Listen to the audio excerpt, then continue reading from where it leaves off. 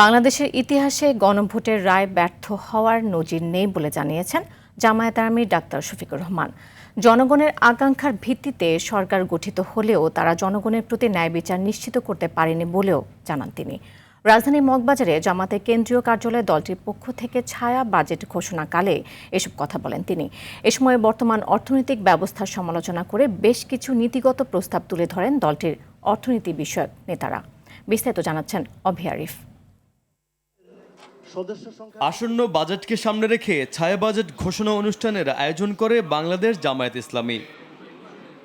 রাজধানীর মগবাজারে দলটির কেন্দ্রীয় কার্যালয়ে এই বাজেট ঘোষণা অনুষ্ঠানে বর্তমান অর্থনৈতিক ব্যবস্থার সমালোচনা করেন দলটির অর্থনীতি বিষয়ক নেতৃবৃন্দ।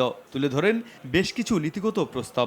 বাজেট হতে হবে কর্মসংস্থানমুখী, বিনিয়োগ ও শিল্প বান্ধব, করের অভিঘাত থেকে ক্ষুদ্র ও মাঝারি শিল্পকে যথাসম্ভব রক্ষা করা প্রয়াস কাঙ্ক্ষিত, কর ব্যবস্থায় কৃষিকে অগ্রাধিকার দেওয়া।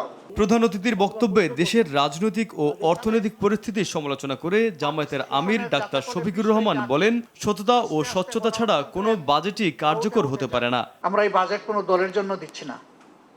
এই বাজেট 18 বা 20 কোটি মানুষের জন্য। বাজেট বাস্তবায়নের জন্য সততা, স্বচ্ছতা লাগবে, জবাবদিহিতা লাগবে।